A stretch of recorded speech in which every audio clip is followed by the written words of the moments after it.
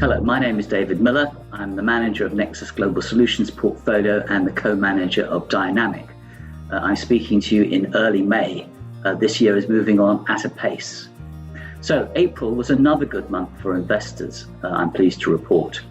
Dynamic, the all equity portfolio, was up by over 3%, and Solutions, the diversified portfolio, by 2.4%. And just a reminder on asset allocation, Dynamic Global Equities is 98% invested at the moment, just 2% in cash, and Solutions, the diversified portfolio, is 56% in equities, 28% in fixed interest and cash, and the balance in alternatives.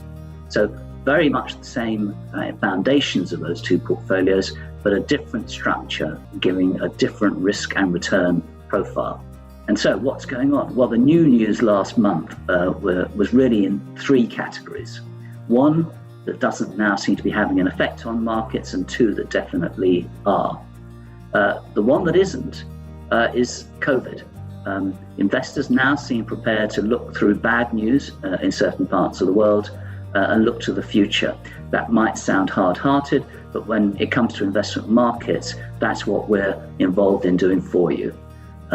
So COVID to one side now. The vaccination program in Europe is catching up with the US, UK, and that is good news for the future, and that's where the focus of attention is.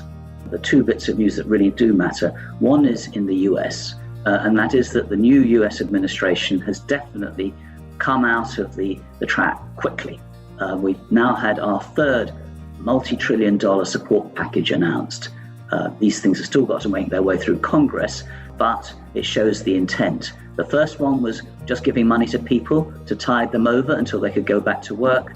The second one was a 10-year infrastructure plan, and this latest one is to do with families, and that's how it was characterized.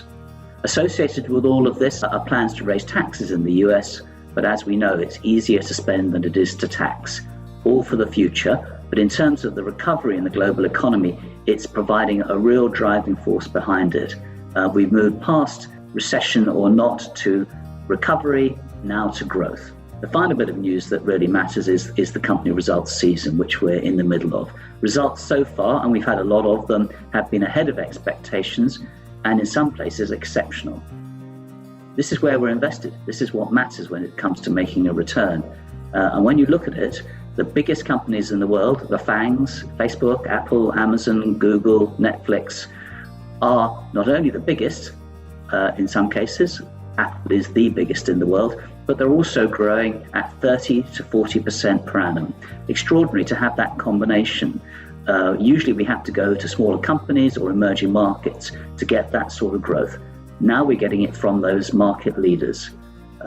They've got near monopoly power, and for the moment, they are exercising that to our benefit, because that's what we want, particularly with restrictions on movement, but also it's what delivers good revenue growth to those companies. So that's where we are at the moment. That's the background, and that's why markets have been quite so buoyant over the last couple of months. Looking at the detail and the stocks that we own that have done particularly well, apart from the companies I've just mentioned, which are moving along very nicely. The recovery, the growth in markets has broadened out. And interestingly, the best performers last month were a couple of companies that I haven't referred to before. One is Intermediate Capital, and the other is Caring. Long may it continue. We're out there as consumers and spending. The banking system is in good shape. Governments are being supportive. All of this comes together. So moving on to the elements of diversification that we have in Solutions, what's happening in the other parts of the portfolio, not just the equities.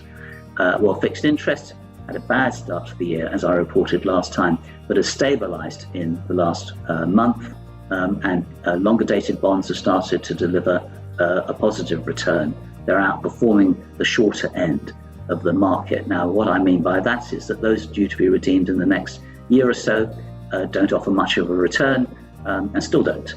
Those yields are being held down by continuing low interest rates from central banks.